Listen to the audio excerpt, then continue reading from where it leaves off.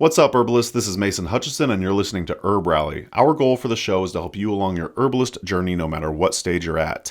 Today's episode, I'm actually the one that's being interviewed, and that's by Emily Watson. And Emily is the founder and owner of the Artemisia Academy of Herbal Arts and Healing, based in Santa Barbara, California. They also have a ton of online events as well, online programs, etc. And that's actually what today's episode is. It's part of their free webinar series, which I highly recommend you check out. You could go to artemisiaacademy.com. I'll be sure to leave a link in the podcast show notes as well as the YouTube description, and definitely get on their email newsletter list so you can stay up to date on all of their online and in-person events, etc. So big thanks to Emily for having me on the show. We chat a bunch about just behind the scenes HerbRally stuff. So hope you get a ton of value, maybe some inspiration out of the episode, and just had a blast. Think you'll enjoy it. Also, before we get into the show, I'd love to thank our HerbRally Schoolhouse members. Thank you so much for your support. We really could not do this without you. I know I say that all the time, but I mean it. If you'd like to learn more about the HerbRally Schoolhouse, simply go to herbrally.com/schoolhouse. You could use coupon code podcast at checkout to get your first 30 days for free. Then it's only $10 a month after that. We really try to make an affordable herbal resource for you all out there. Of course, there's so much free content out there. I mean, HerbRally itself puts out a bunch of free podcasts and YouTube videos. But yeah, if you want to take it a step further, check out the HerbRally Schoolhouse at herbrally.com/schoolhouse. Okay, so one more request. If you've been enjoying the show, do you mind leaving us a ranking and review in your podcast player of choice? It'd really mean the world to us. Just takes a second and it helps us out a lot. So 5 stars would be awesome, and some sort of written review. And if you've been watching on YouTube, please give us a thumbs up and some sort of comment perhaps, and a big ol' subscribe. So that's going to do it for my rambling today. Hope you enjoyed today's episode with me and Emily Watson from the Artemisia Academy. Talk to you very, very soon. Yeah.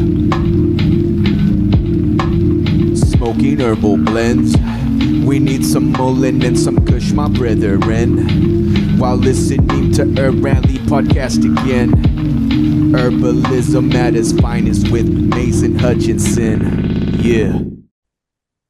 Well, hello and welcome, everyone. I'm Emily Watson of Artemisia Academy, and this evening I'm so excited to have Mason Hutchison of HerbRally come on to chat about his kind of behind the scenes of HerbRally and creating an online herbal business and membership. I just want to say thank you all so much for coming. I know you guys have been supporting us for quite a while and coming out to a lot of our different events. So thanks for continuing to join us month by month as we have our free online classes. Just so you know, if you haven't heard of Artemisia Academy before, you're just joining us for the first time, we're here to help healers make a bigger impact in their community. So Artemisia Academy offers community-based education for the herbal enthusiasts in Southern California region and beyond. So come learn your local weeds, reconnect with yourself and your land, as well as your community. So I always have to do a little disclaimer just because we live in the new legal lawsuit ages. And so just as a quick side note, information presented in this webinar is for educational purposes only and does not include the diagnosis and treatment of disease, nor replace the advice of a licensed physician. Please refer to a licensed health professional for any illness or persistent symptoms before using herbal remedies. And then herbs can sometimes cause discomfort or side effects and may interact adversely with pharmaceutical medications. We're not going to be talking much about how to use herbs potentially this evening, but if you do hear any ideas, I just always say do not use herbs internally without the approval of a doctor or a medical professional if you're currently on medications or have a history of medical conditions. So now that we have that out of the way, I'd like to welcome Mason. Thank you so much for coming this evening. Thank you for having me. This is awesome, Emily. You're so professional. I'm impressed. You're so sweet. I just got to get interviewed by Mason last week for a future podcast, and that was really fun. Now I get to flip the story on him here and have you on. So do you mind if I just read through your bio, or would you like to have a more official introduction yourself? Oh, you could read through my bio. That sounds great. Okay, so Mason is the founder of HerbRally, a herbal community hub that promotes herbalism education and events. He's also the host of the Herbalist Hour, a podcast and YouTube series where he interviews a diverse array of plant people. Mason is a husband, a proud father, an avid chess, basketball, and ping pong player, a Right. spring water gatherer, you'll have to tell us about that, Yeah. and an enthusiast in the art of frugal nutrition. I love your bio, by the way. So what is frugal nutrition? Thank you. And it was funny you say that because I was just recently thinking maybe I should change it. Maybe all that extra stuff is pointless, but no, okay, I'll keep it for now. But frugal nutrition is essentially combining two of my favorite things, which is nutrition and not spending money. So it's the idea of how do we eat a nutritious diet on a budget? And yeah, I mean, I feel like there's this misconception that eating healthy has to be expensive, but I don't believe it does. There's lots of strategies you could take to save money and eat healthy at the same time. So that's kind of that in a nutshell. Love it. Yeah, We're gonna have to bring you on for a whole class on that down the road. I'm pretty sure. I would love to do that. That'd be amazing. I've got ideas. I love it. I love it. Well, so thank you all so much for coming this evening, and we're going to start kind of going into our a little bit more interview sort of style. If you guys have any questions during our chat this evening, feel free to pop it into our chat. We always love to answer more questions, and then we'll have a Q&A at the end if you guys want to ask any other questions beyond that. So without further ado, Mason, really glad to have you here. Give us a little tidbit. How did you find out about herbalism? Tell us a little bit about your background and your journey. Absolutely. Yeah. I mean, to be frank, I want to say I found the plants and herbalism through a long history of just depression.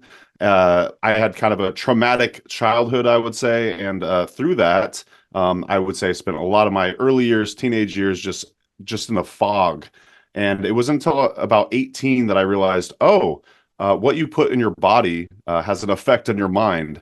So nutrition became somewhat of an obsession of mine. I started becoming very into the idea of eating healthy and changing the way that your brain works.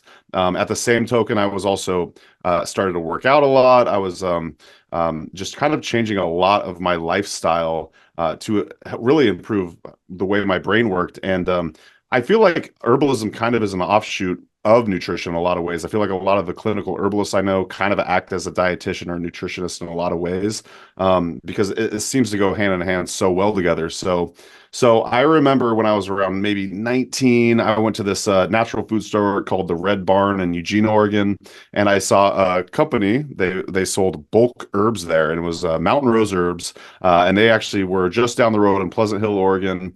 And I was like, this is I don't know. I'm getting goosebumps thinking about her. I was like, oh, I love this. I started really getting into traditional Chinese medicine, Ayurveda.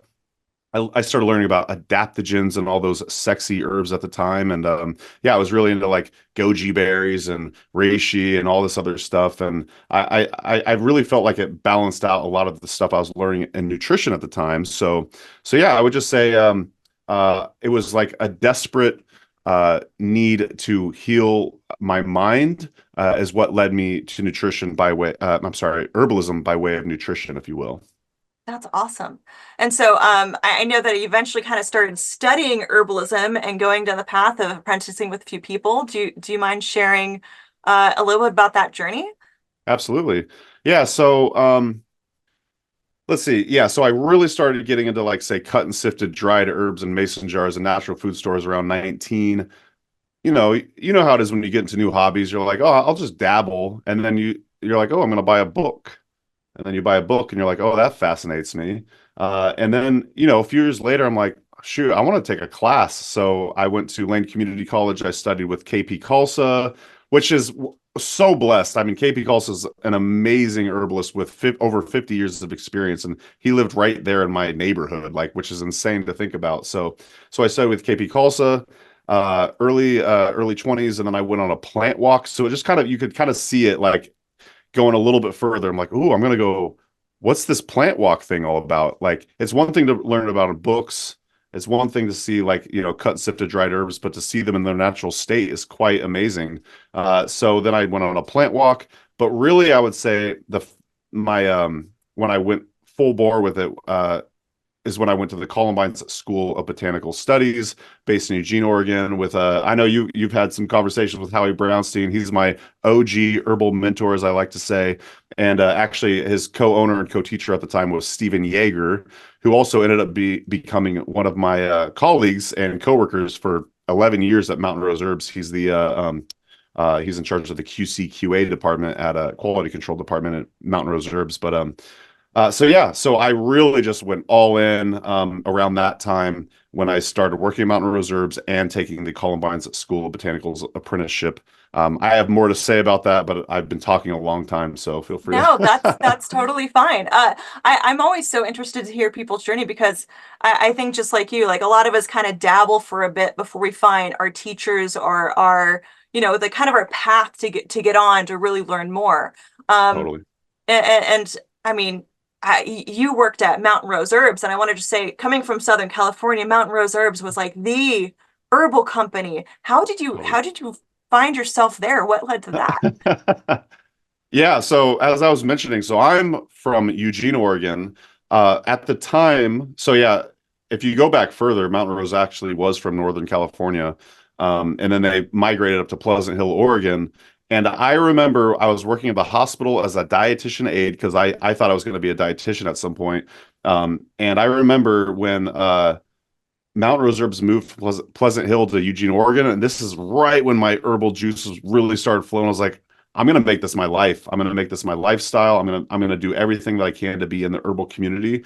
And when Mountain Rose Herbs moved to my hometown of Eugene, Oregon, I was like, I'm going to go get a job there. I'm going to do whatever it takes. I actually remember, so my name is Mason Robert Hutchison. And that's also MRH, like Mountain Rose Herbs. And I remember using that in my interview. I told the human resources lady, I was like, you have to hire me. We have the same initials. And I told them I will do anything you want me to do. So basically, I got my foot in the door. I quit my cush job as a dietitian aide, where I was getting decent pay, working with all my friends, amazing benefits, of course.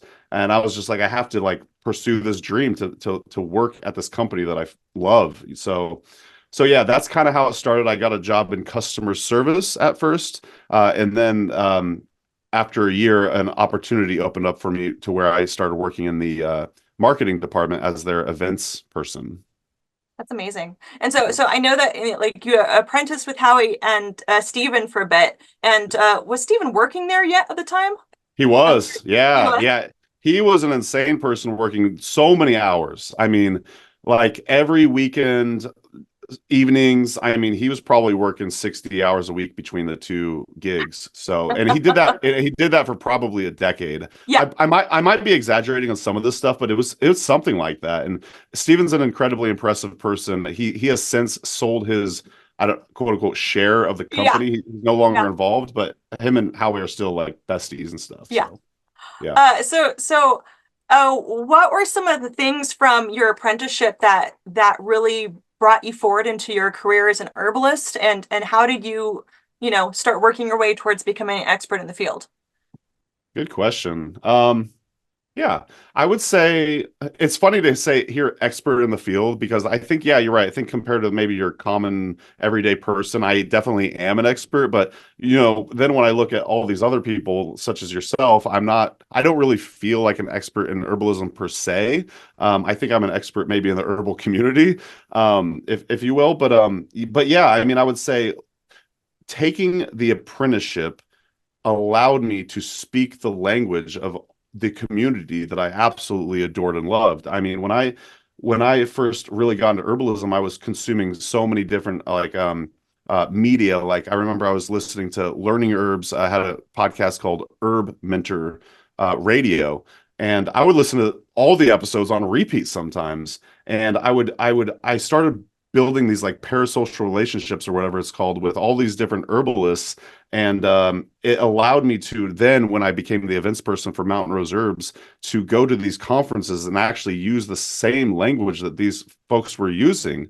So, I mean, it just helped me out in so many ways. I can't speak highly enough of taking any sort of herbalism apprenticeship and then just like immersing yourself fully into it. And yeah, you just begin to appreciate nature in a whole new way. I mean, like going into the woods now, at least in the Pacific Northwest, I have so many relationships with all these different plant species. I'm a new Wisconsinite, so I'm learning how to navigate nature here. But yeah, I mean, it gave me an appreciation for nature. It gave me the ability to speak the language to all of these herbalists that I adore. That's amazing. And Yeah. so, after your event management and I mean, I want to just say for people that don't know, Mason started really kind of the spotlight. I want to say, and maybe I'm wrong, please correct me if I'm wrong, of doing like an online podcast and really, engaging with a lot of different herbalists from all over the country. And then you transition into, developing your own business. Do you want to share a little bit about that? Yeah, as far as like how I went about creating HerbRally and all that. Yeah. Yeah, so yeah, as I mentioned, I was the events coordinator for Mountain Rose Herbs for about 10 years. Maybe I was there for 11 years, but yeah, about a decade. I was the events person. And what I noticed, I want to say back in 2015 is when I like actually launched HerbRally. I noticed that there was no event websites for the herbal community. A lot of different websites had various conferences listed, but there was like a list of like 6 herbalism events. And I was like, I know there are so many events happening in the community. As I alluded to earlier, I remember going on my first herb walk at Mount Pisgah Arboretum with Keith Hess, incredible herbalist, by the way. And I wanted a resource for that for the herbal community. I wanted people to be able to go and look at their state in chronological order and find the local plant walk happening at the library or the plant walk, like not the giant conferences. We list those too. So yeah, I just felt like this sudden like creative burst that I had to make this.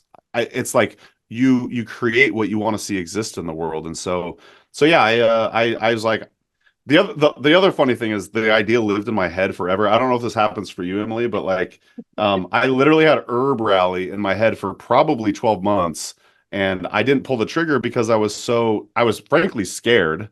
I was like, who am I to do something like this? And then yeah, I just decided to create the website. A simple website. It was just a list. It's really funny to go back because there's websites that you could look at old versions of websites, and it's pretty embarrassing. But that's what they say is they say if you're not embarrassed by your first product, you're not really making any progress. So yeah. I know that my first my GoDaddy.com website is terrifying to think about nowadays. But I mean I remember finding you not from Yeah. HerbRally being the schoolhouse, but from Oh. years ago I started seeing the herb listings, the herb event Mm, listings, and be like, no one else is doing this. This is so amazing that there's that's someone cool. actually collaborating with other herbalists from across the country to have an event listing in one place. So if people are trying to host herbal events or as well as find herbal events, as well as schools and so many other resources, your website is one of the first places I ever saw that. That's So amazing. Yeah, I remember working at an event for Mountain Rose Herbs in Portland, Oregon, and like a young couple came up to me and they said, Mason, we're here at this event because we found out about it on HerbRally, and it made my week. You know what I mean? So yeah, that's so absolutely. cool. That's so Yeah. cool. So yeah, what are some of the most significant challenges you faced in promoting herbalism or in your business, and how have you overcome them? I know that's a big Uh, question. that is a big question, and I want to mull over it for a bit, but first of all, I say this so many times on the podcast and just various people when they ask me about this kind of thing. And I feel like the initial response is oh, I don't feel that challenged at all. And the reason is because, well, there's a couple reasons. I want to say it's because I feel like it's like my life's purpose to do this. So I kind of take a lot of the stuff in stride. That's kind of like a poofy like answer. It's not very helpful for people. This also probably isn't helpful for people, but I'll say it anyways. I always tell people to set a 10-year goal. I like the idea of setting these long-term goals because then your expectations are a lot lower. Like when you want something super fast, you get disappointed. And that's where the challenge kind of comes from. So I literally said when I started HerbRally, I would like to be my full-time gig in 10 years. And I was like, I'm fine working at Mountain Rose the whole time. I'm just gonna build and learn and grow and like save money. So I have like a launching point for this.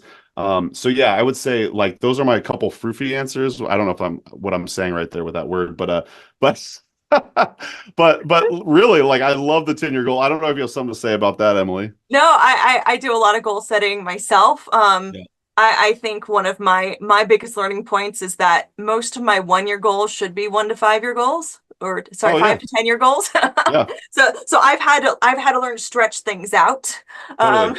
um, to not So get as disappointed. so we just put up a catio in our backyard. You know what it's a cat patio, and it's awesome. I'll send you a picture of it. But basically we both were like, oh, it's going to take us a few hours to put up. It's been a few days now. So yeah, like these goals a lot of times take longer than you think they're Yeah. going to take. But yeah, to kind of really answer the question, I was kind of thinking about this, and I think the biggest challenges are actually people challenges. Um, How what's so? that quote? Yeah, what's the quote? It's like business is easy until people get involved or something like that.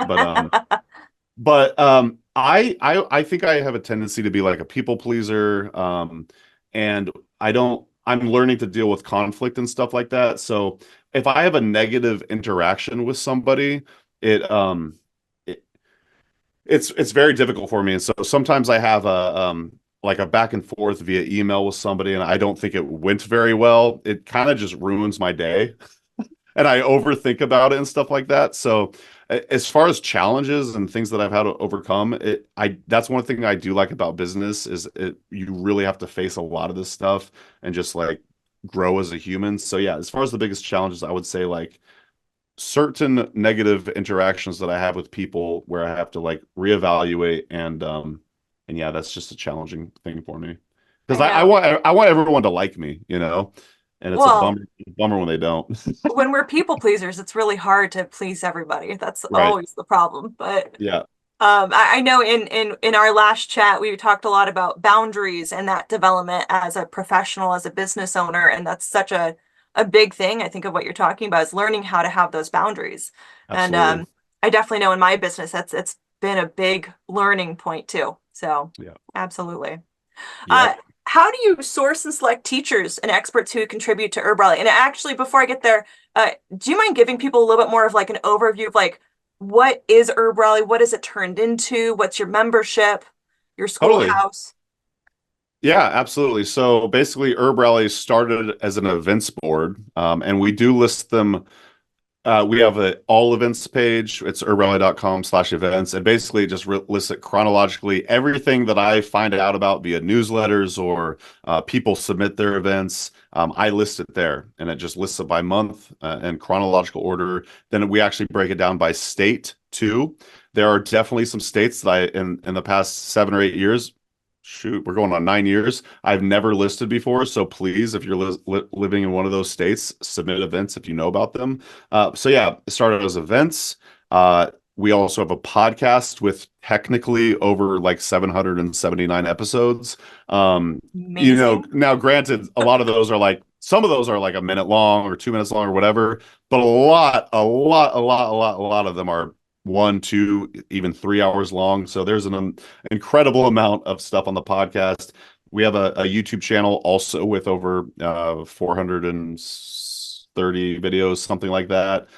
There's a Great. lot of overlap between the podcast and the YouTube channel. And then, yeah, so we also have monographs. We have over 70 lengthy, well-written monographs, which if you don't know what a monograph is, it's basically like an in-depth writing on one plant. You talk about the common names, the genus, the species, the range, the medicinal uses, sometimes the history, how that herbalist uses them, that kind of thing. So from a lot of different herbalists have written those. We also have yeah, as you alluded to, the HerbRally Schoolhouse, which is our paid member area.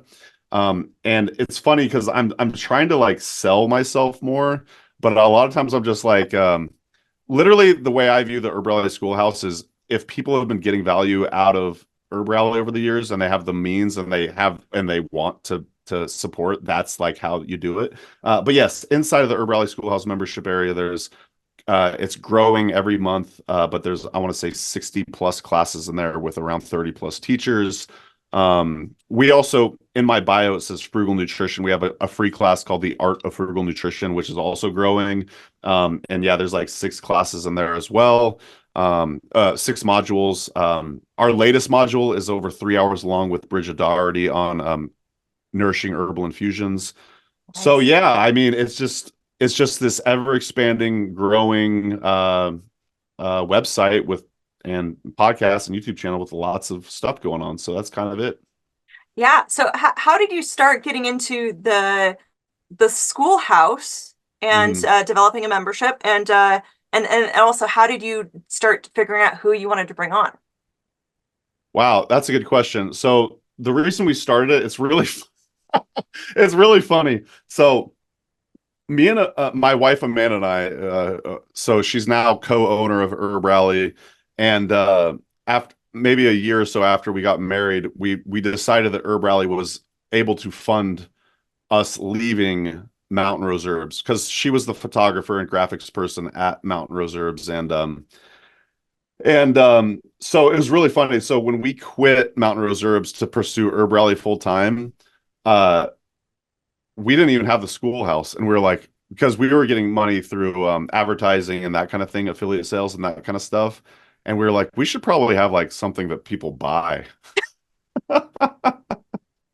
I So love that that that was was the afterthought. I mean, that's yeah. We something we talk already about quit. in our holistic entrepreneur classes. Like Yeah. we all came here for a different reason than money, but eventually we do have to think about the money thing, you know? Right, exactly.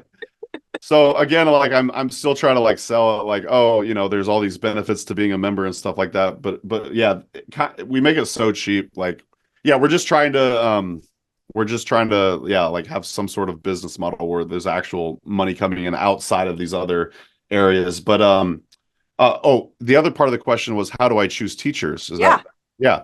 So really, it's relationship based. So this is one thing that I learned at Mountain Rose Herbs is when I was in that position, I was their not only their events person, but I was their herbal community liaison, is what you call it. And basically what they taught me was um it's important to develop relationships with all of these different people. And that rang so true to me. So basically I've carried that philosophy through. Like, if you end up reaching out to me via email and then we have these pleasant back and forths over the course of many years, I'm like, shoot, I want to work with you all the time. And it kind of just makes sense, you want to work with the people that you like. So yeah, like first of all, I would say it's relationship based. There is definitely some more like strategy behind it, in the sense where like we love promoting diversity in all of its forms. This is going to sound interesting to me, at least. I just had on the podcast yesterday. I interviewed a Christian herbalist, and I feel like that's almost it like I think it's interesting that that is even seen as a diversity thing, but in the herbal community, I feel like that could be like looked down upon in a lot of I want ways. to say there's this Yeah. weird thing in herbalism. It's such an alternative field that it's almost Yeah. taboo to be religious. Hmm. And I want to just say people of all religions, of all backgrounds, of all ethnicities, of all races, places, the world have herbalism in their ancestry someplace. That's what I told her. Name's Naomi Kilbreth, and she actually has an Yeah. awesome podcast, the Family Herbalism Podcast. And Oh, cool. Yeah. yeah, great. And that's how I heard about her, was through her podcast. And we've actually had a lot. This goes back to the relationship thing. We've had so many great interactions over the years, and I'm like, I want to have you on the show, and I want to ask you about your Christianity. Because me myself, Awesome. I grew up as an atheist, just for background. No, I'm sorry, I grew up in an atheist home, but I was always spiritual, so I experimented with lots of different religions, and I love them all, including Christianity. So I'm just saying we have a diversity. We like diversity. We like promoting different races, genders, traditional Chinese medicine versus Western herbalism, Ayurveda, all the above. So as far as how we're thoughtful about bringing people on outside of the relationship factor, yeah, we want to promote diversity because herbalism, as you said, is From is every is background. is every background, Yeah. and I love that about it. And I, I I really, yeah, please. I just really funny because I love that you talk about the relationships, and when I think back to some of my most I'd say like touchful students that I've ever had were some I've had a couple of ladies that have come through that have been pastors, lady pastors. Yeah. And I actually met the lady that married me for my wedding. She's a pastor at a local church, and she's you know started doing herb walks with her community and taking people on like little historical herb walks of herbs in the Bible, and introducing That's regular cool. folks to herbalism by herbs in the Bible. It's like, that's so cool, you know? That is cool. So, I yeah, love that. You asked about the schoolhouse as far as yeah. like how we get teachers, but also as far as like even podcast guests. I like even getting different experience levels on like say the podcast. Like Yeah. I won't mention their name because they'd probably be embarrassed that I said this, but they said, Mason, thank you so much for having me on the show. I'm just a little person, as in like I'm not like experienced enough or well known enough. And I was like, no, I literally want to have every type of herbalist on the show, whether you're a Rosemary Gladstar or this other person who thought that they weren't doing anything when really they are. Are you talking But about me? Because I'm pretty sure that's what I said like a week ago. absolutely I thought I not. was the little person. I was so surprised that you got back to my email. I'm like, oh, sweet, awesome. That's Yeah, let's do this. hilarious. No, that's funny. If that's the other thing is if someone reaches out to me cold, I'm not totally opposed to it, but I definitely Yeah, do look into them. that's pretty cool. And sometimes I'll get like references and get other people to vouch for their work. But Yeah, yeah, I but yeah, love that's it. kind of it in a nutshell, I'd say. Well, can you describe for us like what's a typical day behind the scenes as a founder of HerbRally? Um, I love that what's your question. life like? Yeah, yeah, totally. So I usually get up around like 5:30 or 6 and I immediately go to the gym. Like I get that out of the way. And then Nice. I feel like it sets me up for a good day, good mood, that kind of thing. It's incredibly essential for me. And then I would say after that, yeah, I'm probably starting at around 9 a.m. So like kind of like your typical work day, if you will. And yeah, I the way I start my day is I check my calendar. I like live by my calendar. I have to like I knew all day like I was doing this at 8 p.m., which is my time central time. I'm like it's right around bedtime, but I was like I was so excited to do this. But so I check my calendar. I I have like three different email addresses that I have to check on, so I try to have inbox empty by the end of the week. That's like my goal. So I focus That's the heavily. most impressive thing I think I've heard from someone in the herbal field. I mean, that's something that I like teach all of my employees to do, but do I do it? No, not at all. Yeah, I literally have to yeah, I have to be inbox zero. If I go like 2 weeks without it, I'm stressing. So yeah, I super focus on that. I use a project management or me and Amanda, we use management software called Asana. And basically that helps me keep all of the we juggle so many different projects, so I have to have all of these different tasks and stuff like that. It's like an external brain, so I don't have to like think about it anymore. So yeah, I go over my emails, I go over my Asana, I go over my calendar. I try to batch my work, as in like there's all these different tasks, but if you have similar tasks, you could kind of like just do a bunch of them all at once.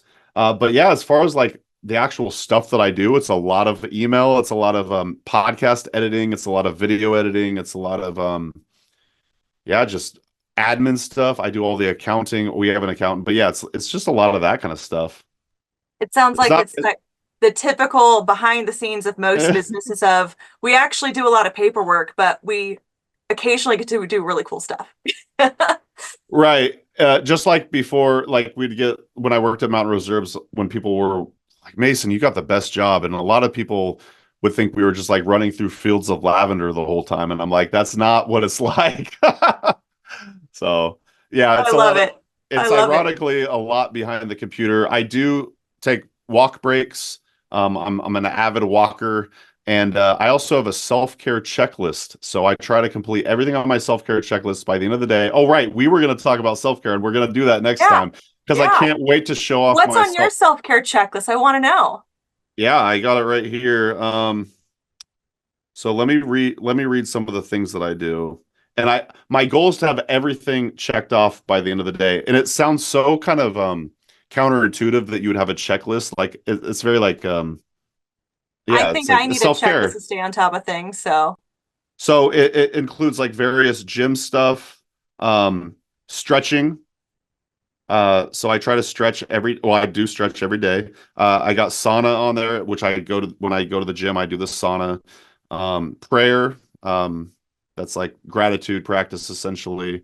Cold shower, or I end it with a cold shower. I don't take a full cold shower. Um, yeah, different oilings, like I oil my face and my beard and my yeah, like tattoos and stuff. that's an Um, amazing self-care. I'd love to hear more about that. Yeah, magnesium, vitamin D, pint of broth, decoction or infusion, St. John's wort tincture, floss, and I mean, there's other stuff on there too, but This that's a is little more great. personal. Yeah. No, thank you for sharing that. I really Yeah. appreciate it because I feel like a lot of people, like everyone has their own kind of back end routines, and getting to Yes. hear other people's stuff is kind of fun. So thank you. I'm glad that came up. Yeah, absolutely.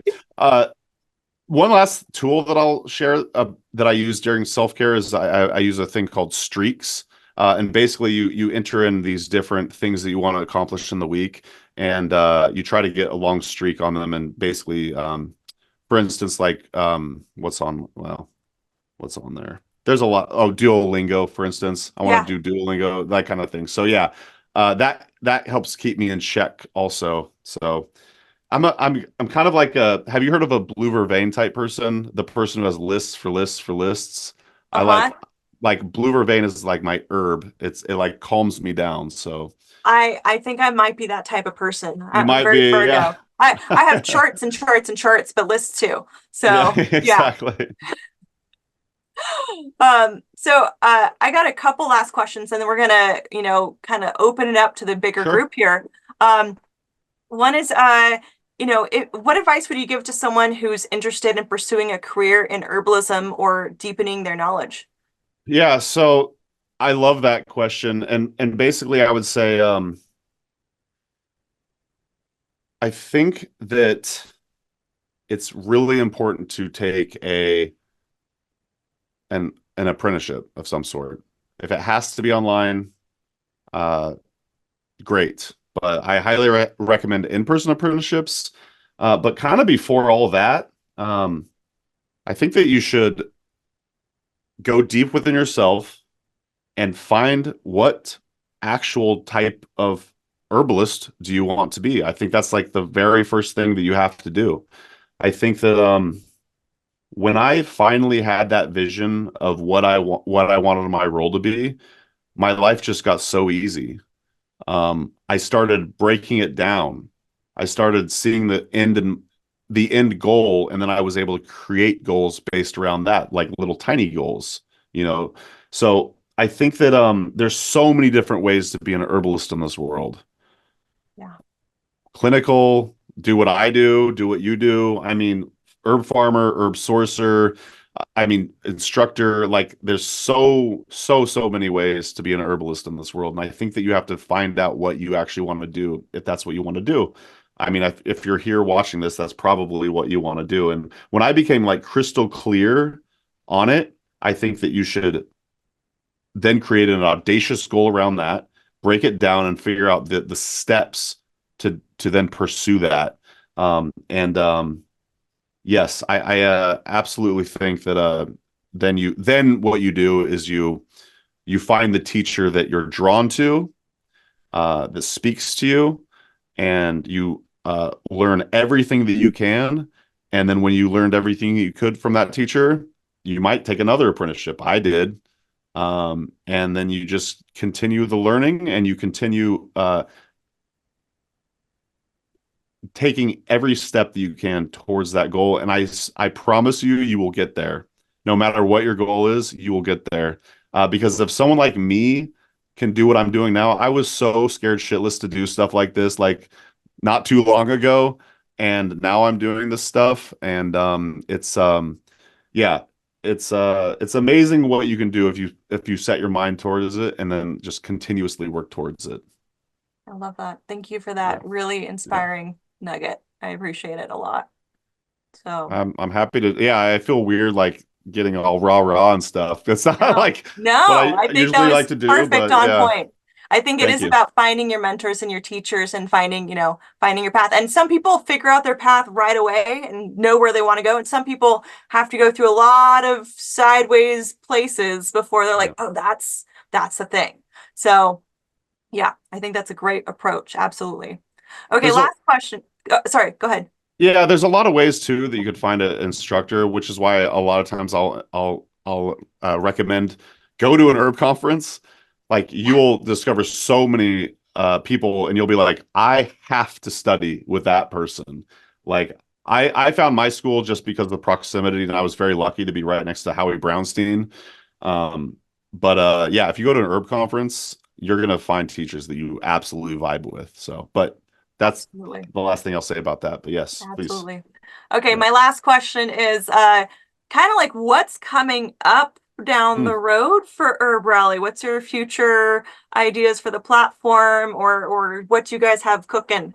I'm just curious if you have anything down the line from where you're at. Totally. We're actually I won't give all the details, but we're working on a book. We're gonna self-publish a book. That's awesome.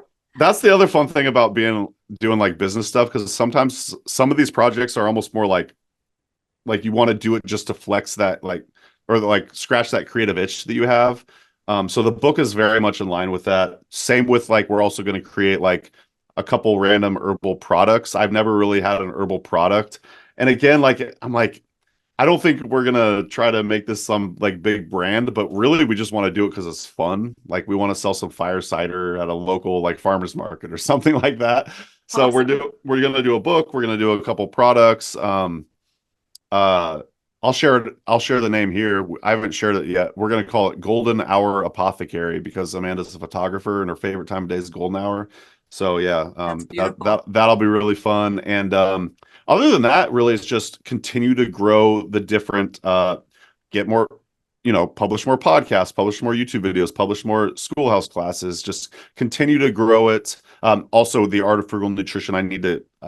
That's kind of taken the back burner lately, but I want to keep expanding that and just continue to be a prominent resource for the herbal community. That's kind of our jam. That's awesome. Well, Yeah. thank you again so much for answering all my questions. And Yeah. I'm really excited about hearing how your guys' herbal products and the book goes. You're going to be an inspiration for me. I'm sure I will want to go down the road to some of these down the road. I'm not going to do products, but the book thing I'm interested in. Oh yeah, I bet you could get a publisher so quick. Like we're gonna One day. self-publish it, but I bet you could get a publisher. Down the Absolutely. road, down the road. Yeah. But yeah, I'm going to open this up to people for a few last minutes here. If anyone has any questions for Mason, you can feel free to unmute yourself if you like. I'll let you guys do that. Or if you want, you guys can, pop a question in the chat. So does anyone have any questions besides some of the beautiful things we've talked about here? Thanks for joining, everybody.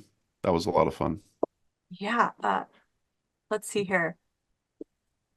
I know sometimes people are coming back from cooking dinner in the meantime, but Yeah. yeah, so I do want to just say thank you again, Mason, so much for your incredible interview presentation this evening and just being open to chat with us about all these things. If anyone else would like to answer any questions, or if anyone here is currently exploring their path in herbalism and would like to just kind of share or ask, some advice or feedback of where they're at on their journey, I think that'd be a great thing to hear about too. Feel free to put something in the chat or pop in and say hi real quick. Anybody want to say hello? No Yeah, pressure. I can pop back in. I just want to say thank you. It was so fun watching your interview. And I think I'm most interested right now. I'm working with youth, and I have like a few teenagers, like high schoolers, who are interested in like just learning a bit of herbalism. And I feel like your schoolhouse correct me if I'm wrong, but I feel like your schoolhouse would be like a really easy place to like jump in to get their like toes wet. Yeah, I would say so. I mean, it's if they want to check it out, they could use coupon code what is it, Schoolhouse 30. They could just check it out behind the scenes, and they could check it out for free. And then if they not feeling it, they could just cancel it after that. So, but yeah, absolutely. There's a lot of great intro classes in there as well, and we just keep striving to put more content in there. So thank you. Yeah. Yeah. Thank you very much for that. Anyone else? Go ahead. I got one person that said, how did you decide to move to Wisconsin? Great question. I love that. From California, Eugene to Wisconsin. Yeah, you gotta explain that. Yeah, so I was never living in California, although in my late teens, I thought I wanted to move to San Francisco. That never happened. Yeah, so my wife is from Algoma, Wisconsin, and we moved to a place called Appleton, Wisconsin, which is 30 minutes west of Green Bay. We were originally going to move to Green Bay because that's like the perfect distance from her parents, if you will. And so, yeah, so we just decided, and we discovered Appleton because of an awesome music festival you should check out. It's called Mile of Music, and it's a free music festival that spans 4 days, and it spans the whole mile of downtown. It's incredible. But that's how we discovered Appleton, and we moved here because Amanda's from here. So that's awesome. But yeah, I spent 37 years living in Eugene, Oregon. So that's a big transition, let me tell you. It is, absolutely. Yeah. I love it here. Yeah. Any other questions? You guys can pop something in the chat or just say hi if you like. And then otherwise, I'm just curious. You have a family. How do you run an herbal career and a family at the same time? Yeah, well, I would say working at Mount Rose Herbs for those first 11 years was kind of the perfect job for me. They had nice pay and benefits, and it was just like any other 9 to 5. I would travel a fair amount, but yeah, now it's actually even easier, I would say, because it's produced a lot more flexibility. Just doing HerbRally allows me to do basically what I want when I want, for the most part. I will say this, Amanda and I have both picked up side gigs or side hustles, if you will. We were both watching dogs to just like pad the income a little bit. And since we can, I told my father-in-law the other day what I was getting paid to watch this cat in downtown Appleton. He's like, that's like a retirement job. I'm like, yeah, it's really weird to get paid to watch a cat because I love cats. The amount of money that you can make by house sitting, pet sitting, and doing Airbnb work nowadays is quite incredible. So I think everyone should have that as a side job. I think that's brilliant. Yeah. Oh yeah, I absolutely love it. So yeah. That's awesome. All right. Any other last questions? What's the biggest difference in plants in Wisconsin from Oregon? Oh, that's great. That is a great question. And as I was mentioning, I have so many relationships with plants in the Pacific Northwest, west of the Cascades specifically. And then coming out here, yeah, I mean, I would say I recognize a lot of like your common weeds. When I came out here, I loved seeing so much goldenrod. Being out in Oregon, I don't really see the goldenrod. And also the same with like bee balm. I want to say it's Monarda fistulosa. I love seeing so much there's so much bee balm out here. There's also an incredible amount of burdock, which I remember when I was in Oregon, there was I would see burdock on occasion, but not a lot. And it's funny because there's that whole philosophy behind the plants grow where it's most needed. And Wisconsin is known for being the drunkest state in the United States. And you have all this burdock, just like, oh yeah, so much burdock, which is of course great liver medicine. And so yeah, I'm like, it's funny. You see the different plants. I'm still learning a lot of them. And I'm actually it's been a few years since I've taken an apprenticeship. I think I want to take an apprenticeship out here in Wisconsin. There is an incredible amount of herbalists, which I did not really realize until moving out here. And I've made some great friends with various herbalists in the community. And yeah, I love being here because my wife, she grew up here, and I think I'm giving her fresh eyes on how beautiful the culture is, first of all, but then also the plants and nature out here is just so diverse and so beautiful. And I'm really looking forward to learning more. I love it. Well, Yeah, thank you so much for sharing that. And congratulations for finding, a really, really diverse, fun, new ecosystem and everything to share. So thank you for sharing that. absolutely. Okay, I'll take one last question if there's anything left. Otherwise, we're going to be wrapping it up. Any last questions from anyone here? All right. Well, again, Mason, thank you so much for everything. It's really been an honor. And like I said before, like this was kind of a sure, let's just give it a try and see what he'll say adventure. So I'm really grateful that I've gotten to know you a little bit the last few weeks, Likewise. and looking forward to doing more partnering down the road. So um, wrapping up our talk tonight, I do want to just give everybody a little heads up about events that we have coming up. And so if you guys are interested in learning how to make medicine as well as learn to identify medicine, we're doing a great collaboration coming up this summer with Lanny Coffer, our Ojai herb walk teacher, a seasoned herb walk teacher. And so we'll be doing that on June 1st. We'll spend the morning doing a little herb walk at the Ojai Chumash Gardens, and then we'll be doing a medicine making class and actually get to make your own little, 5 or 6 remedy herb kit. And then coming up, we also have our holistic nutrition coming up, intro to case studies, and our advanced medicine making classes for people that really want to dive in. We've got a whole bunch of different online classes, live online herbal classes coming up.